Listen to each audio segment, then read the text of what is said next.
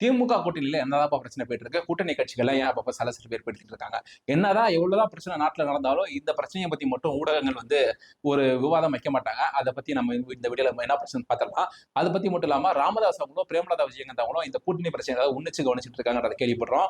காங்கிரஸ் வந்து ஒரு ஒரு உதாரணத்துக்கு 90% வந்து போக வாய்ப்பு இல்லை திமுக கூட்டணி விட்டு. அப்படியே காங்கிரஸ் வந்து வெளியே போனாங்கன்னா அந்த ஈடை வந்து அந்த இழப்பை திமுக எப்படி ஈடு கட்டுவாங்க அப்படின்றத பத்தி இந்த வீடியோல முழுக்க முழுக்க பார்த்தலாம். முதல்ல திமுகவோட 2021 ஷேரிங் மாடல் வந்து பார்த்தீங்கன்னா சீட் எப்படி அலோகேஷன் பண்ணாங்க அப்படின்றத லெஃப்ட்ல கொடுக்குற பாருங்க. அதுல திமுக இந்தியன் நேஷனல் காங்கிரஸ்ல எவ்வளவு சீட் கொடுத்துருக்காங்க அப்படின்றத நீங்க பார்க்க முடியும்.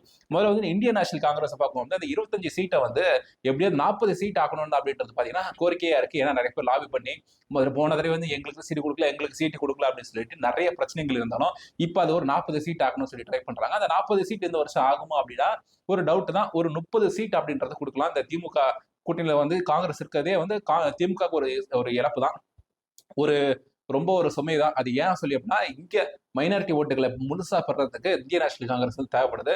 நம்ம பீகார்லயே பார்த்திருந்தோம், 61 சீட்ல 6 சீட் தான் வின் பண்ணியிருந்தாங்க. அங்க நிறைய இப்ப இந்த இன்னைக்கு நியூஸ்ல கூட வந்தது பாத்தீங்கன்னா அப்படின்னா ஒரு பீகார்ல வந்து பாத்தீங்கன்னா ஒரு 24ல இருந்து 30% தான் வந்து பூத்துக்கே வந்து ஏஜென்ட்ஸ் எல்லாம் போட்டிருக்காங்க. அதாவது 100 பூத் இருக்குன்னா 30 பூத்துக்கு தான் வந்து ஆட்களே போட்டிருக்காங்க அப்படின்ற இருக்கக்கூடிய அந்த செய்திகளா வருது. ஸோ தமிழகத்துல எந்த நிலைமை 24 பூத்துக்கு தான் போட்டிருக்காங்க அப்படின்னு சொல்லி சொல்றாங்க. ஸோ இப்படி பார்க்கவும் வந்து திமுக கூட்டணியில காங்கிரஸ் ஒரு செம்மையா தான் இருக்கு. ஸோ இந்த 40 சீட் கொடுப்பாங்களா அப்படின்னா கொஞ்சம் டவுட் தான். ஒரு 5 சீட் ஏற்றி கொடுப்பாங்க. அப்புறம் விடுதலை சிறுத்தைகள் கட்சிக்கு வருவோம், அவங்க 6 சீட்டை டபுள் டிஜிட்டா ஆக்கியே ஆகணும் அப்படின்னு சொல்லிட்டு ஒரு கோரிக்கையில இருக்காங்க. அங்கங்க பாத்தீங்கன்னா நாளைய முதலமைச்சர் நாளைய பிரதமரே அசோக் நகர்ல நான் பார்த்தேன். கடைசியா ஒரு 2 மாசத்துக்கு முன்னாடி நினைக்கிறேன் அசோக் நகர் சிக்னல்ல நான் பார்த்த நாளைய பிரதமர் போட்டோ எடுக்கிறதுக்குள்ள டிராபிக்ல எடுக்க முடியல. இதெல்லாம் நான் அடுத்து இன்ஸ்டால ஸ்டோரி போட்டிருப்பேன்.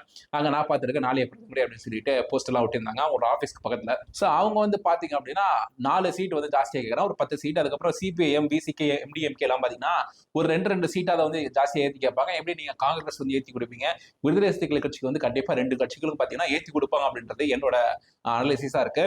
அதுக்கப்புறம் இந்த சிபிஐ சிபிஎம் இதெல்லாம் வந்து எல்லாம் வந்து 2 சீட்டை ஜாஸ்தி கேட்பாங்க. அதுக்கப்புறம் பாத்தீங்கன்னா வைகோ அவங்களோட கட்சிக்கு பாத்தீங்கன்னா இப்போ மல்லை சக்தி அவங்களை நீக்கினதுக்கு அப்புறம் பாத்தீங்கன்னா வைகோ அவங்களோட மகன் தான் இப்போ வந்து முன்னெடுத்து நடத்திட்டு இருக்காரு.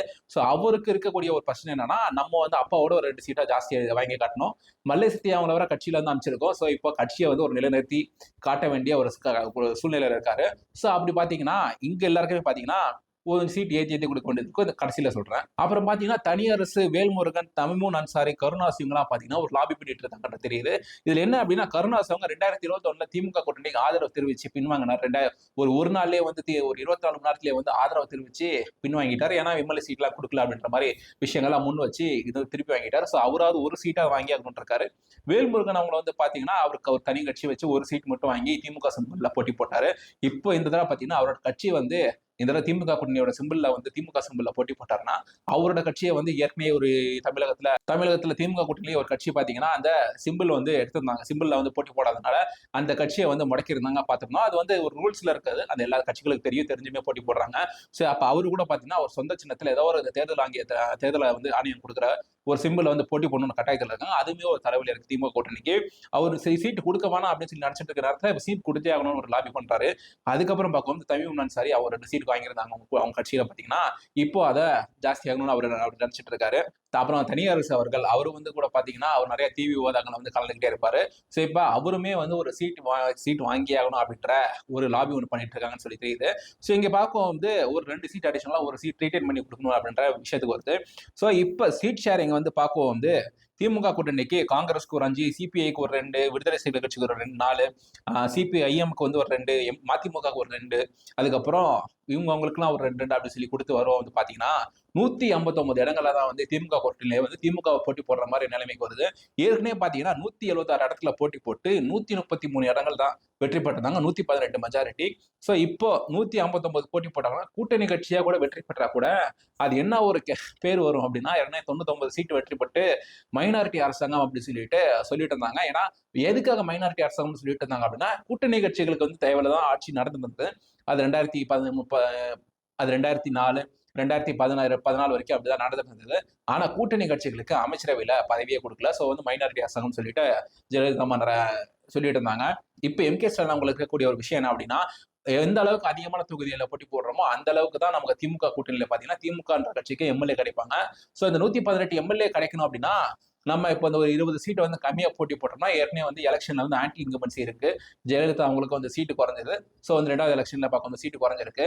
ஸோ இப்போ சீட்டு குறையுதுன்ற பட்சத்துல நம்ம வந்து மைனாரிட்டி அரசாங்கம் சொல்லிட்டு போறாங்க. இல்லைனா வந்து இந்த தடவை திமுக கூட்டணியில பார்த்தீங்கன்னா கூட்டணி கட்சிகளாம் அமைச்சரவை கேட்டுற போறாங்க. கலைஞர் அளவுக்கு நம்மளால சமாளிக்க முடியுமா அப்படின்ற ஒரு விஷயங்களும் இருக்கு. அதாவது ரங்கராஜ் பாண்டியாவெல்லாம் வந்து போட்டோ வந்து தமிழ்ல வச்சிருப்பேன். ஸோ வந்து என்ன சொல்லியிருப்பாரு அப்படின்னா ஒரு இடத்துல அவங்களுக்கு வந்து அரவணைப்பு தன்மை வந்து கலைஞர் அவங்களுடைய நிறைய இருக்கு அப்படின்னு சொல்லியிருந்தாங்க. பட் ஆனா இந்த மாதிரி ஒரு சூழ்நிலை வருது, ரொம்ப கம்மியான சீட்ல போட்டி போடுறாங்க, கம்மியான தொகுதிகள் தான் திமுகன்ற கட்சிக்கு தனிப்பெரும்பான்மையா கிடைக்குது அப்படின்னா அது தனிப்பெரும்பான்மைய கட்சியா வந்து அசம்பிளில ப்ரூவ் ஆகலாம் அப்படின்றதெல்லாம் வெயிட் பண்ணி தான் பார்க்கணும். அந்த சீட் ஷேரிங் தான் இப்போ திமுக கூட்டணியில் ஒரு பெரிய பிரச்சனையா போயிட்டு இருக்கு. அதுக்காக தான் பாத்தீங்கன்னா இந்த பட்டியலான தவறுகள் மேல வந்து தாக்குதல் நிறைய நடந்துட்டு இருக்கு அப்படின்னு சொல்லிட்டு இப்போ விடுதலை கட்சியில எம்பியா இருக்கக்கூடியவங்க பாத்தீங்கன்னா ஒரு வாரம் ஒரு பிரஸ் மீட் மாதிரி கொடுத்துட்டு அப்பப்போ சலசலப்புல ஏற்படுத்திட்டு இருக்காங்க.